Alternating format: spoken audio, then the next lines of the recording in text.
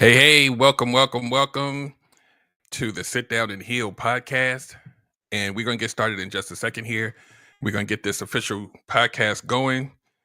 I just want to make sure that we are populating everywhere that we need to populate with all the right privacy settings.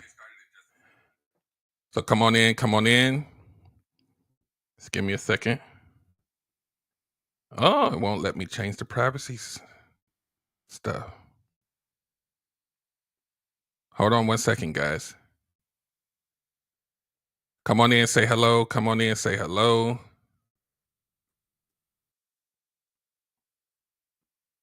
That's interesting. Come on in. We're going to get started here in literally 1 minute. And then we're going to get this thing going. So stand by, guys. Hold on, I see. Oh, there's the live chat. Tara's here. Lala's here. All right, guys. It's going live to Facebook, but it's not going public. It's going to friends only. So we ain't going to worry about that. I might even have to take Facebook off the roster and just go straight YouTube like I intended. But welcome, guys. We're going to get started. I've done something similar to this show before, so some of it may sound familiar, but it never gets old. So give me like 60 seconds. We'll get started. I won't waste your time tonight. And we're going to get through this thing. This would technically be episode number 4, as I gave y'all some extras. If y'all have gone to Spotify or any of the podcast locations or YouTube, they're on YouTube too. If you do use Spotify, you'll be in for a treat. If you go on Spotify and look up Sit Down and Heal podcast, you'll see the video there too on Spotify, and it gives you the option to watch it on video or audio. So I thought that was pretty cool. So if you're a Spotify person, you can get everything there, and you don't even got to go to YouTube to watch the video. I did that for you guys. So let's go ahead and get this show on the road. Because this is an official podcast, I'm going to pause for 30 seconds and then I'll intro the show so it'll have a clear point for me to chop it off when I do the editing. So stand by.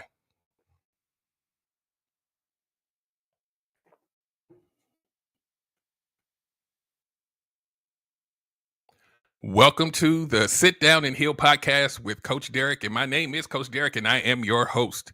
I am your certified healing journey coach and relationship coach, which means that I am the bridge between the two. And it also means that it is my job as your coach to send you back outside after you get coached by me with more healing wrapped around you than trauma, because that trauma gets us to do some things that we don't want to do sometimes, right? So I want to welcome everybody that's here live. And for those of you who will watch it on the replay or on Spotify, Apple Podcasts, and all the places that you want to go, because it's everywhere, y'all. We're going to get that. I'll remind you at the end of the show. So tonight's show is called Unmasking the Inner Critic Survival Tactics, right? Sounds kind of weird, doesn't it? Survival tactics. My inner critic might be telling me something negative, but it ain't about survival. How is that possible? Like, what does that mean? We're going to talk about it. So make sure that you that they used to say take copious notes, but guess what? You guys can replay to listen to it again, so you're good. So what we need to do tonight is I always try to define things for you so you at least know where we're going, and then I throw some Sit Down and Heal flavor along the way. So let's talk about it. Or as my graduate Coach Tanya says, let's get into it. So, unmasking the inner critic. The inner critic, what's that? It's that little voice you hear in your head. It's that thing that sometimes casts doubt. Sometimes it's that thing that you feel positive, but that voice is telling you something negative. It's telling you go left when you feel like you should go right. And sometimes we listen to it. And we make decisions based off of it. A lot of us, all of our decisions are based. It's almost kind of like a review board, right? Like I'm making a decision, but let the inner critic decide which way I'm gonna go, and then we're gonna follow what they say. right? It's almost like you're not even participating. Yes, I'm separating it into a separate entity. It's almost like you're not participating in the decision making because it's a part of your root programming. Listen to my words. It's a part of your root programming. We're going to get back to that because the roots aren't about today. The roots are about everything that happened before today. And we're not talking about last week or last month. We're talking about a long, long time ago. Right? So now that inner voice, it does its thing. We don't like it. Sometimes it steers us wrong. Sometimes we make judgments of things and we shouldn't have. Where does it come from? Right? Like, I know better, but why am I not doing better? Right? So we have to think about this. Inner critic, sometimes they call it self-talk, right? We talk to ourselves internally. We may not admit that to people, but we do. Because we have decisions to make, right? We experience life, we experience people, we experience challenges, we experience things that we go through personally, and we're continuously making decisions. But as I always talk to you guys about here when I go live or if I'm in other forums, what part of you is making the decision?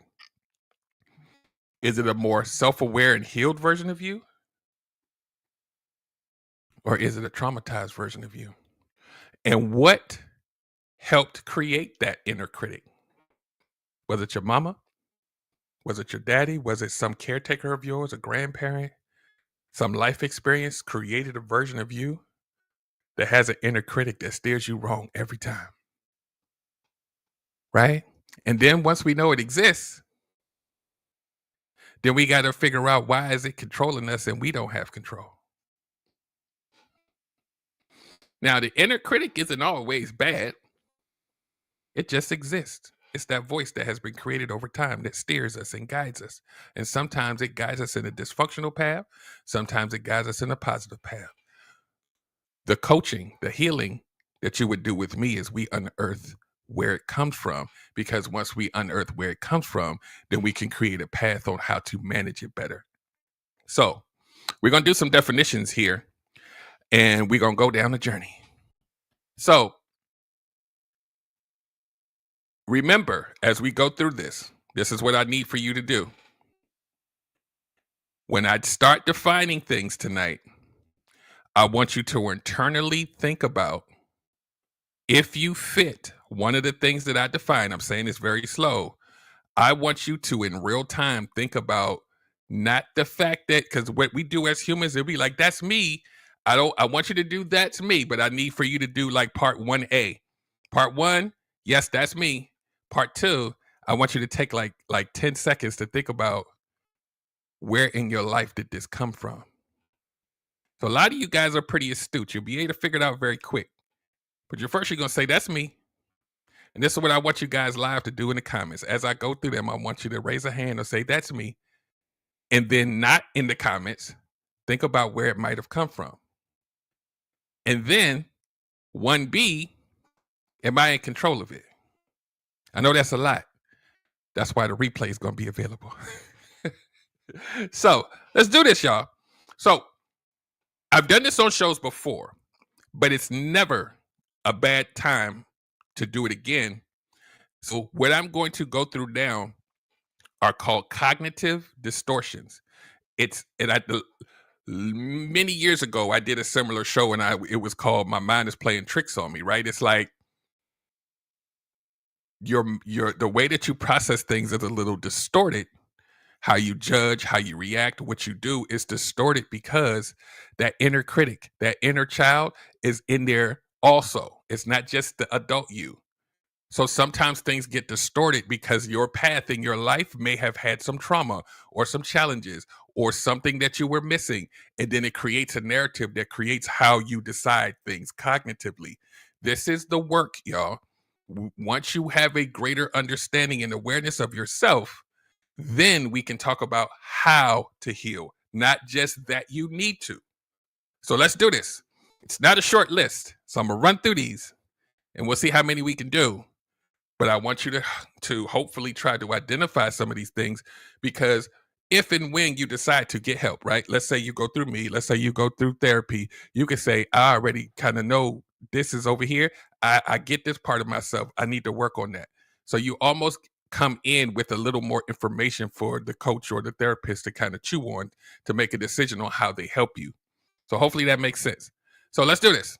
Cognitive distortions, and I'm absolutely going to read these, but I'm also going to put some flavor in it so you guys can understand how it impacts you in real life, right?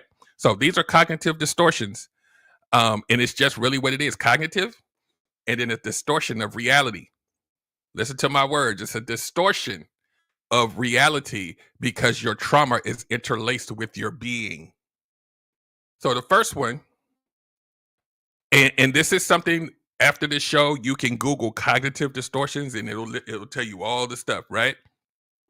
But since you're here with me now, you get it in real time. Let me make sure that I don't miss any comments or anything like that. And we about to go do this. So, first one is called polarized thinking. This means you think in extremes. It's either good or bad, all or nothing without considering a balanced perspective. So it's almost like tunnel vision. And let me tell you what this looks like in real life.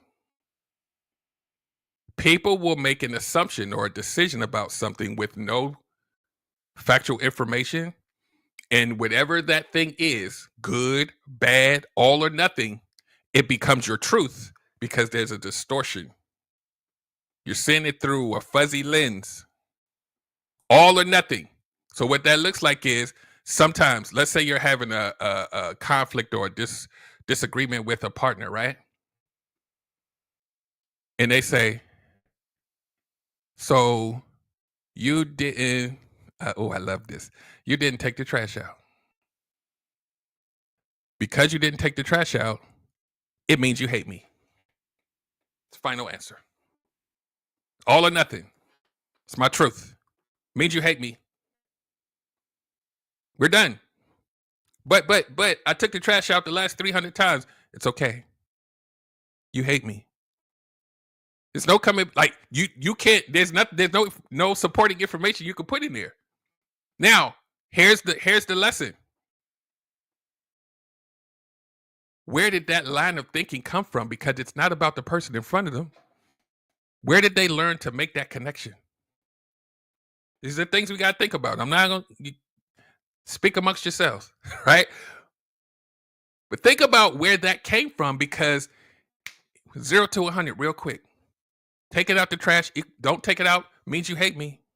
And then they will create an environment where now they disconnect from you because they make an assumption that you hate them without anything to support it. And now we have real conflict happening over something that didn't have any logical base behind it. That's why these are called cognitive distortions. That inner voice. Think about this. And what I said earlier, the inner critic, the inner voice, the inner child is circumventing your logic. That's trauma. Okay, we're going to keep going. Wait, there's more. Oh, this one right here. Catastrophizing is very similar. It's to predict and assume a negative outcome for a future event based on little evidence, right? So it's similar. A future outcome. I already know this is going to happen. How you know that? I already know. And I know some of y'all are like psychic friends and y'all can predict the future, but I'm talking about like relate reality, right? You predict something negative in the future without even having anything to support it in the future, right? Because the first one was kind of more about right now. Catastrophizing means, let me tell you what happens. Let me tell you what little kids do this, right? And it pun intended though, right? Because we talk about childhood wounds. Little kids do this. I already know I'm a fail. Like, don't say that. Don't put that on yourself. Did you try? I already know. I suck. I suck at math. I suck at all I'm just going to fail. And you'd be like, are you okay? You know, the test is in 4 weeks. You got a chance to study. I already know it's going to be bad and I'm going to fail. I just hate. I don't do it. It's just I already know. It'd be like,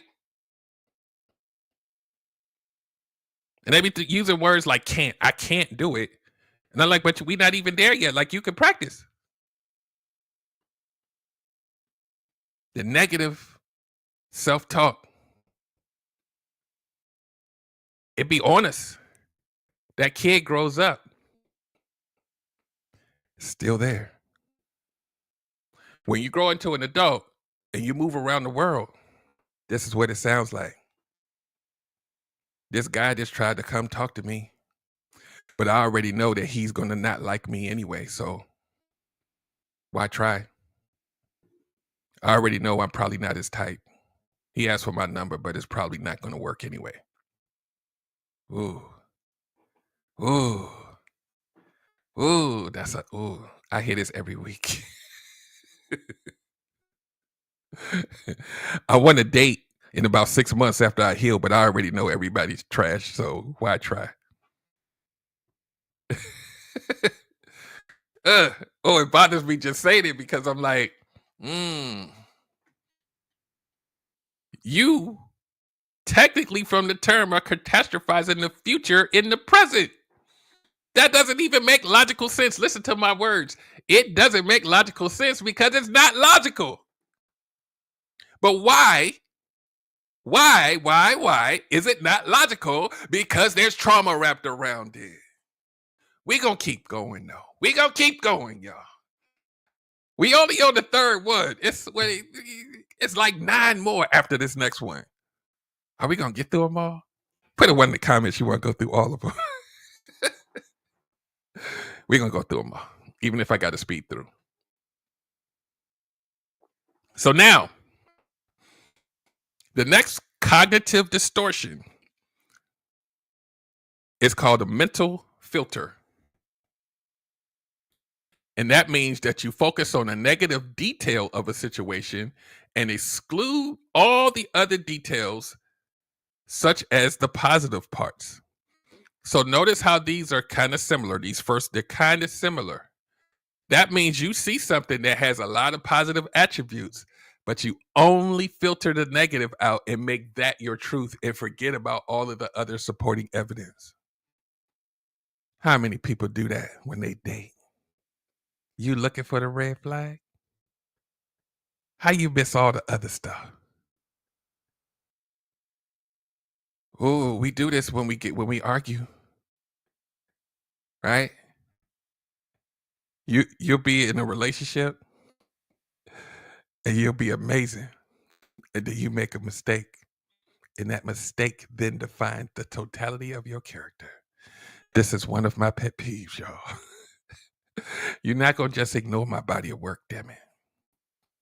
You know there's some good stuff I've done. Why are we focusing on that? And only that.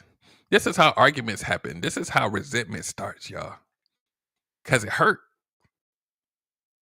Forget about everything else and just focus on that. And they keep focusing on that. It make you not even want to go back and have the conversation anymore. We could talk about fixing the wrong thing.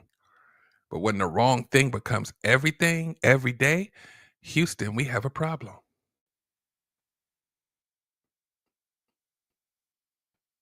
You go focus that I didn't take trash out for the next 20 days.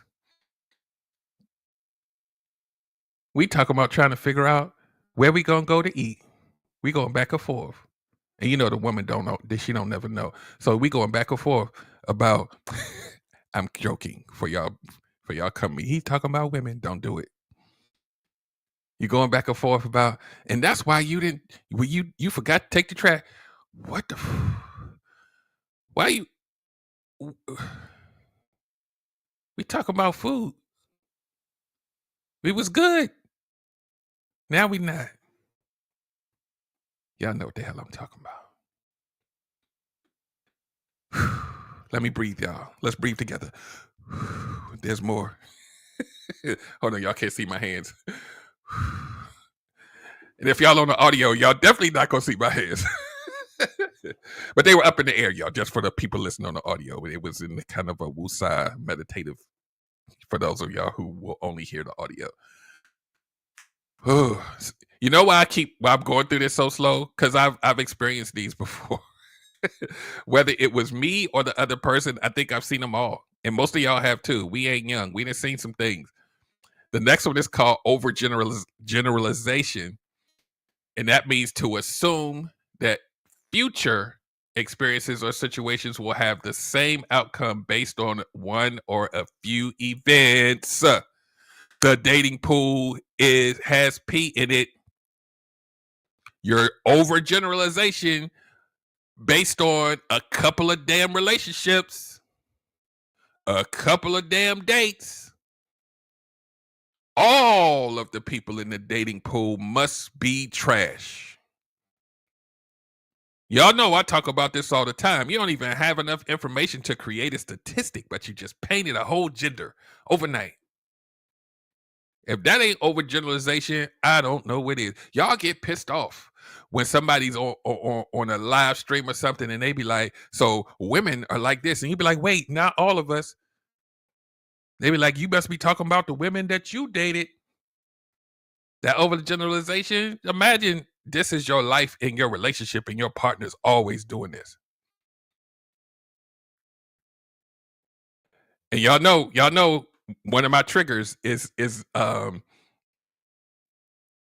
absolute words. So it's like, oh, I'm gonna trigger myself. It's like you forgot to take the trash out 2 times in 6 months, and then he'd be like, see, you always gonna forget.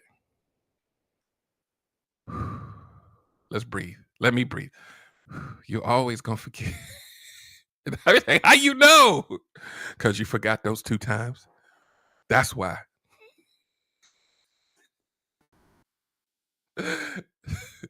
All right, y'all, let's go. We got more. There's more. Wait, there's more. The next one is called emotional reasoning. And it says to believe something is valid based on feelings rather than objective evidence. Y'all know facts over feelings, right? You don't have no facts, but your emotions make it true.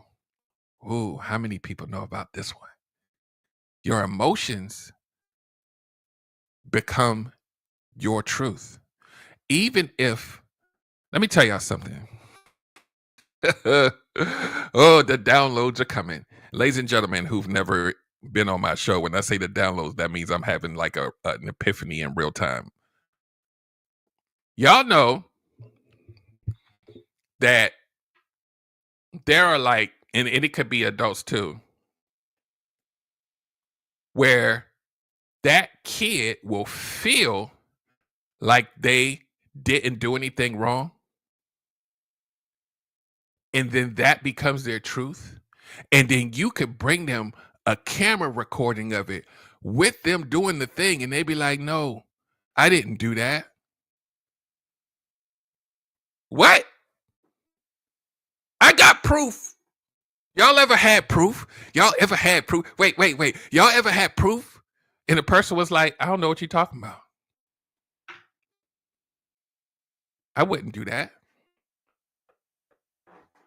I got proof. Ladies, y'all ever had proof? And they was looking at you like, I don't know. I did that. I don't feel like I would be that type. Like, you know my character. I'm really not like that. Not me.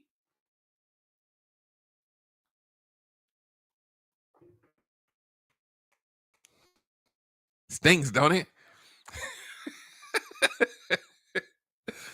Ooh, we're going to keep going. We got 6 more, y'all. Labeling is the next one. To place a label on yourself or others by generalizing based on a single event or a single characteristic. Let me tell y'all what this looks like in real life. Ooh, and a lot of kids do this too. Notice I keep referencing kids because it's the kid in us that perpetuates it when we become an adult. When you call yourself things like, I'm a dummy, I'm stupid, I failed that one test, I'm so dumb. You didn't know how to do that? That means you stupid. And they be like, it just happened once. You putting a label. Maybe I'm just too stupid for people to like me. That's why I don't have no friends. Maybe I'm too ugly. You putting labels on yourself with nothing to support it. A couple of things happen and now it's that thing. How many people know y'all ever experienced this before or have done this before? Like, and if you're the person watching them do it, you'll be like, what did you just say? Yeah, I'm too ugly to go outside. Why would you? Because when I went outside last time, I thought somebody was laughing at me, so I'm just gonna stay because I'm too ugly. How did you? And then you be looking at them like, wait, if you carry the one plus, how did you get ugly from what? So now we got to think about it, ladies and gentlemen. Remember, I'm the healing journey coach. Where would this thinking of themselves, this perception of themselves come from? Was it just that one time when somebody was laughing, or was it waiting to be triggered?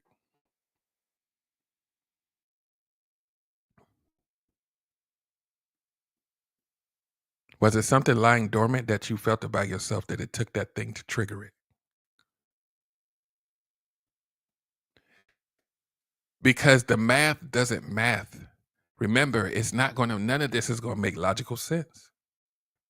Because I have met so many people in my lives in my lives, I only have one, that have done this, too many to count, where they're like, I already know I'm too ugly to go over there anyway. So, like, what makes you think that? I just already know that's what they're going to think. So that's what I am. How, I think you cute. No, I'm not. I already know I'm too ugly to go.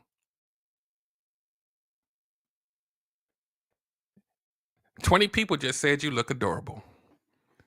They lying. I'm ugly. It comes from a place. This is the work. Or you will stifle your ability to experience this life in the way that you are designed to experience. You're going to miss out on a lot. This is trauma, y'all. We got to work on it.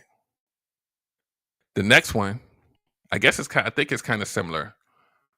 To disregard and dismiss the positive effects of an event or situation, because that's similar than the mental filter, right? The mental filter was to focus on the negative. This one is saying disregard the positive. So I guess it's a little different because we're not focusing on the negative, but we're doing something the opposite. We're disregarding the positive, so the negative is the only thing left. So it's not necessarily focuses on the negative; it's dismissing the positive, right? So it's similar, but not the same, right? Y'all ever met somebody when you go out with them, they always just can't see anything positive about anything. Let me tell y'all something. I went out on a date with someone I think I was in my 20s. And everything we did, she would not see the positive. She would always discount anything positive about where we went. The waiter's bad, the food's bad, everything bad. I can't find nothing on the menu. We should go somewhere else. Can we just, oh my God, I don't like this car. Oh, why did you get the, whew. We, okay, here's the positives you got from A to B. You was able to get some food. No, I ain't, no, I don't like it. It's, I don't want to, I don't, yeah. And I said, you gonna always be like this? With everything? Where does it come from, y'all? Why everything you gotta find a fault in everything. Some of y'all do this when y'all dating. Now, let's not forget the title of this show. Ooh. Unmasking the Inner Critic Survival Tactics. So these are trauma responses, guys, because your inner child is trying to survive. So it has to project these things in order for it to feel safe. Where does it come from? Remember at the beginning of the show, I said you're probably going to fit one of these or know someone who fits these. Where could it have possibly come from? That's your homework to do for yourself, right? Go on Google, look up cognitive distortions and see if you fit. And then when you don't know where it comes from or you do, then there's work. And when when you realize that you need to do the work, that's when you contact me and I help you with the how, right? This next one is called should statements. To think that your behavior or other people's behavior and events must or should or ought to occur in a certain way. Ooh, these people, they need to be right. You should do it this way. And if you don't, I'm going to be upset that you didn't do it the way that I asked. You hear me? When I breathe like that, that means I'm being triggered.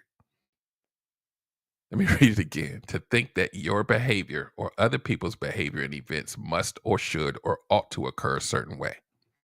When they don't occur that certain way that you believe or project it to be, you get pissed off. You can't control other people, but you want to. Oh, these people that always got to be right about everything or they get pissed off. You be having a whole argument and a debate for 2 hours because all this should have been, you should have did it this way. I expected it to be this way. So, I'm not you. These are the type of people that want you to react the way they would. They under this umbrella too. Ooh, I got a certain place in my heart for people that always got to be right.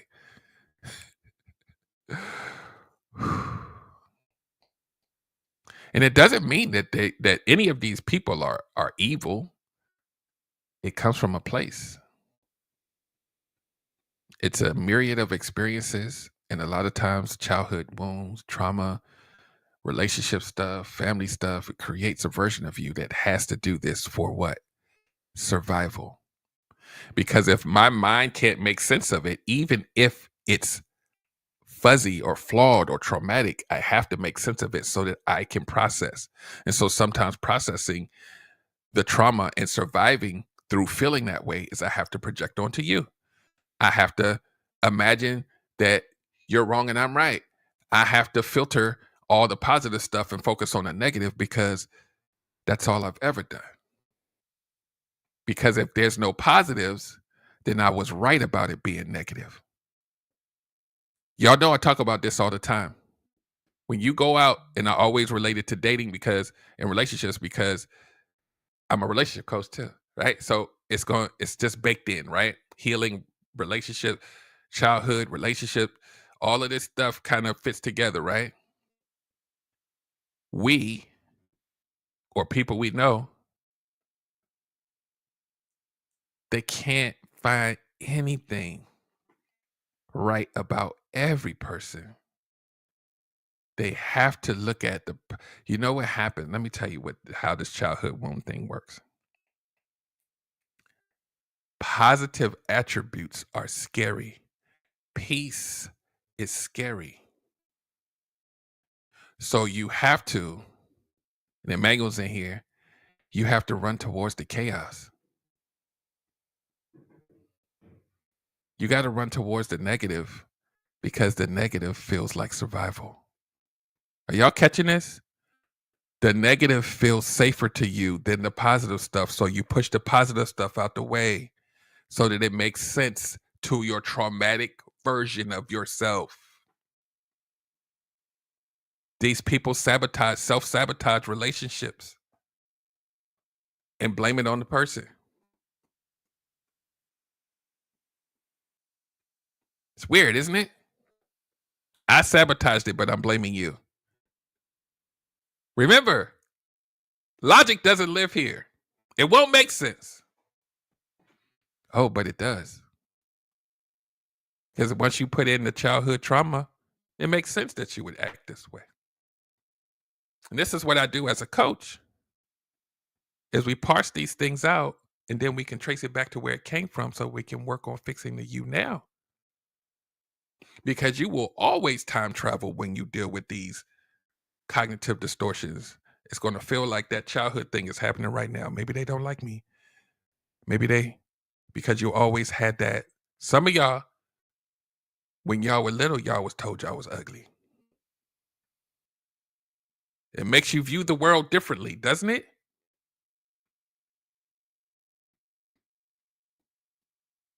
Then you start to put it on other people. They probably think I'm ugly too. I know for a fact that they do. You ain't never met them.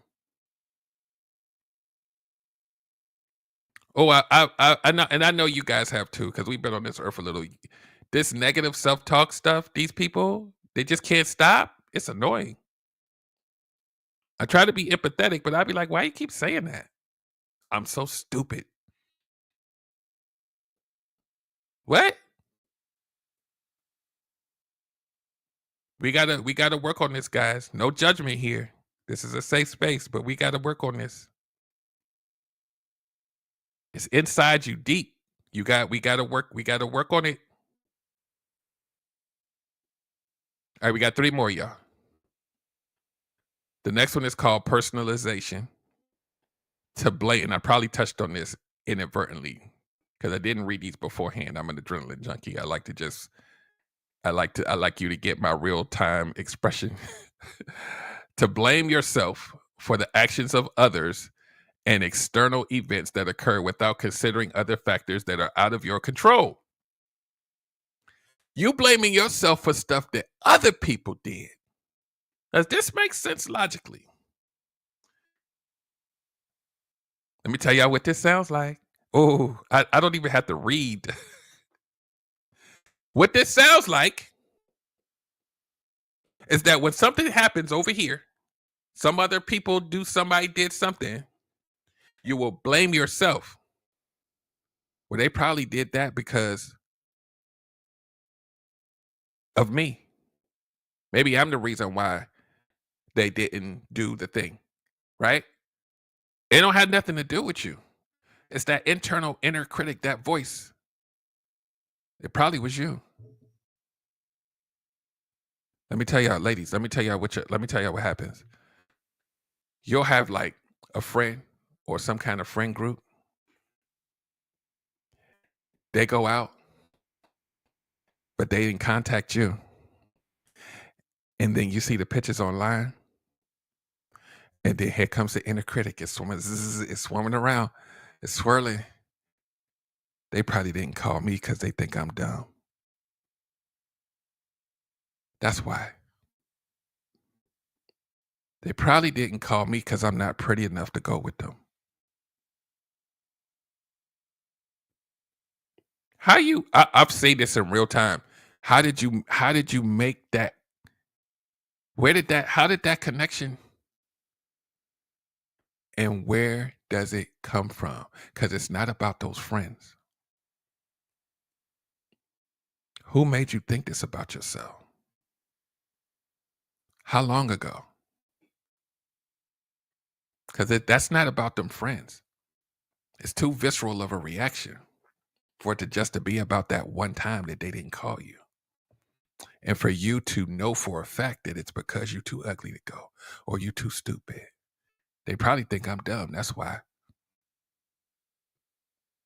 It's hard to hear. But now that we have a lot more information, we realize that it's probably a wound in there somewhere that's making them do this.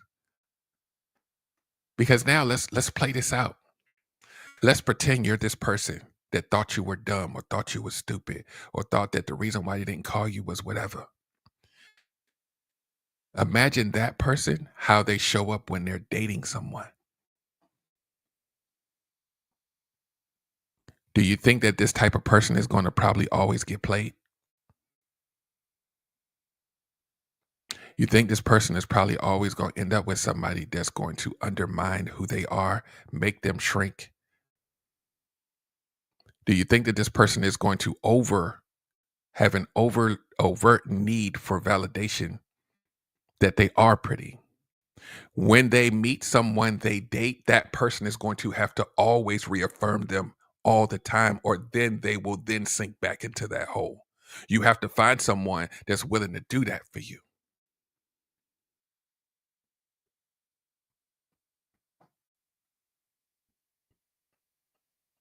because that inner voice is always talking to you negatively so much that the affirmation you need from your partner, it has to be on all the time. Let me tell y'all what this sounds like. And it's not gender specific. You'll be sitting with your significant other and you be like, "Do you think I'm pretty?" He'd be like, "Yeah, you beautiful. You the most gorgeous woman that I've ever met. Are you sure?" "Yeah, I'm sure." But like, have you ever thought that I wasn't? Nah, I've been with you for 10 years. I think you're gorgeous. But do you really think that, or you just telling me that because that's what you want me to think? I said it like 3 times. Like, we good, right? Can we just finish watching a movie?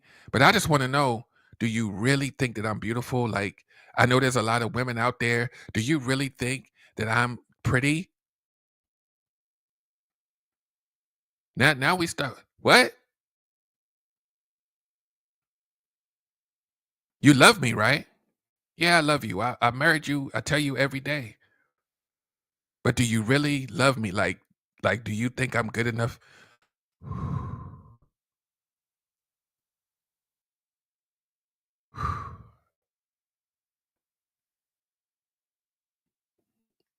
The emotional labor that you would put your partner through sometimes will make them resent you in the long run. It's a lot of work to reaffirm and give reassurance to someone that's that anxious, that has that much trauma. You will burn your partner out.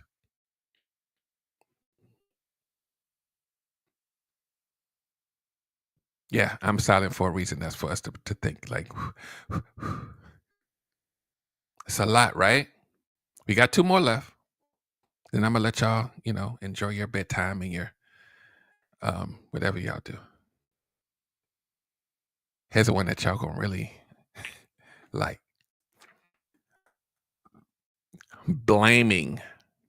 To blame someone for an event that occurred without considering other factors or how you might have contributed to the event. Sometimes this could be projecting, blaming. You're blaming them, but you don't even consider anything else. Tunnel vision. This is the truth. I don't need evidence. It was you,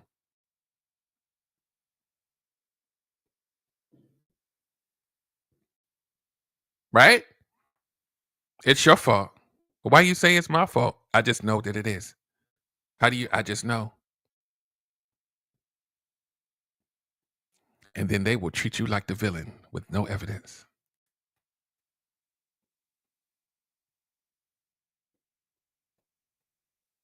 So imagine the other person that's getting blamed, the torment they have to go through. And let me tell you something. When you blame a people pleaser, they won't rest until they over tell you why they're not to blame. They will talk to you for 10 days straight to clear their name on something that has nothing to do with them. And you will sit back and enjoy it because you have your own trauma. It's exhausting. It's like you on trial for a crime that you didn't commit, but now you got to prove that you're not. It's exhausting. It's debilitating. And then imagine, let's go slightly deeper. Imagine the person who's being blamed falsely and them going through proving their innocence. They've exhausted everything. Once you get back to equilibrium, once you get back to calm, how do you think that that person is going to see the relationship now? How are they going to see you? How are they going to react to you, interact with you, engage with you, think about you? But see, if it's an empath, if it's a people pleaser, you ain't gonna never know. They're gonna pretend like it's okay. And you're gonna do it again to them. And they're gonna take it again. It erodes a human being from the inside. You don't even know who you're gonna get. And you know what happens sometimes is somewhere down the line, that pressure cooker gonna pop. That person just gonna go off, and you'll be like, "What the hell? Why? Why are they so angry?" I might be on a tangent, y'all. I don't know. The downloads keep coming though. Let's do this last one so we can get y'all out of here. Unfair comparisons. To compare your achievements with others or with standards that are unrealistic without considering that every person is unique. People do this on social media every day. You will put on yourself that you're not good enough when you compare yourself to somebody else's accomplishments and make it your truth. And you will drive yourself nuts. You will drive yourself insane when you have an unlimited amount of people to compare yourself to. See, back in the olden days, you might have had some people in your neighborhood, maybe your classroom, maybe somebody in your family, but now you got access to social media. That brain gonna explode one day. It's a lot. You can go on there every day and find somebody that's doing better than you. Then you go into, oh, I must be too stupid to get it. Oh, now we starting to mix and mingle some of these things now, right? It's probably because I'm not smart enough. They only got that because they're prettier than me, and that's why I never get. So let's say that it's true that they're prettier than you. Why are you putting yourself through torment? You won't be able to function. And pretty is subjective. So, ladies and gentlemen, please don't come for me. You will live your life in torment. You deserve better. So, I'm not going to recap these because y'all can always replay, right? But cognitive distortions, inner voice, inner critic, inner child, all the inners are at play here. Well, what happens when you don't know how to control it? Because it's been on you and in you your whole life. You need healing. You need awareness. You need understanding of self so that you have more of a command of how you show up. You kind of have to do it. It's mandatory for the type of life that you want to come to fruition. And I'm not talking about financially, I'm talking about mentally. So many things could be accomplished with a clear mind, with peace of mind. How do you get it? If your life is chaos, you got to sit down and heal. You got to pause. You got to be mindful of the present and stop catastrophizing the future. You know, ladies and gentlemen, when I talk about dating, I'm inadvertently talking about catastrophizing the future when you say the dating pool has trash. It's trash. You're catastrophizing. Just to give you a point of reference. That's why I always tell y'all don't say that, because when you predict the future for yourself, you will live in that existence, in these sci-fi fans, that timeline. You just created a new timeline when you start speaking like this. Maybe I need to use that. I don't care if you know any. We'll talk about the timelines on a live on another platform. When you start speaking this, you create a new timeline and a trajectory for your life that wasn't the original lane. And then once you create it, you got to walk it. Oh, damn, another narcissist. Oh, damn. See, I told you the dating pool was trash. I only went out with 2 people. I told you what happened. No, calm down. You're gonna need some oxygen. You keep on talking like that.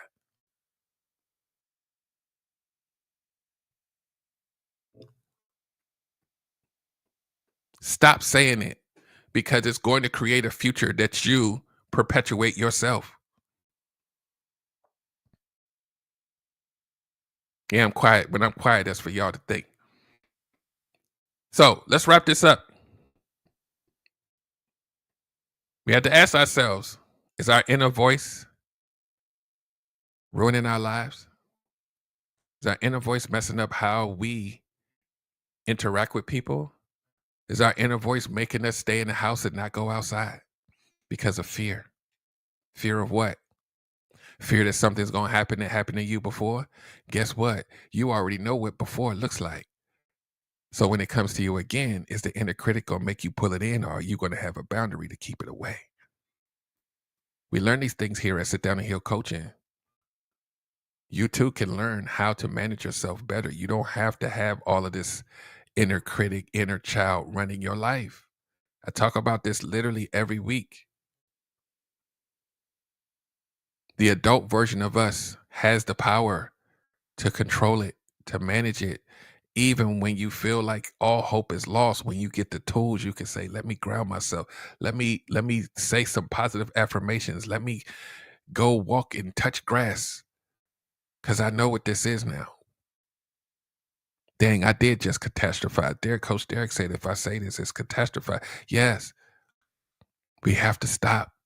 Catastrophizing in the future is dangerous, y'all. Most of the people that I coach that have issues with dating, they catastrophize because of past hurt. I already know they're going to cheat.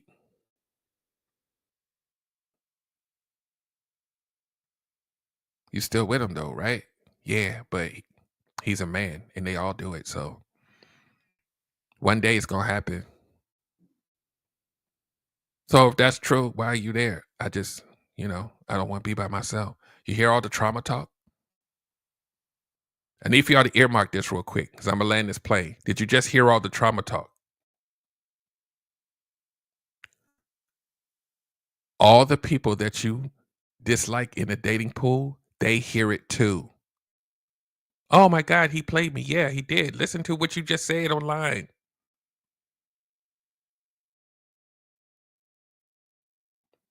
Of course you got played. The trauma talk is louder than your healing talk. Y'all know I say at the beginning of every show, I want to send you back outside with more healing wrapped around you because the trauma talk is what's getting you played, not the narcissist.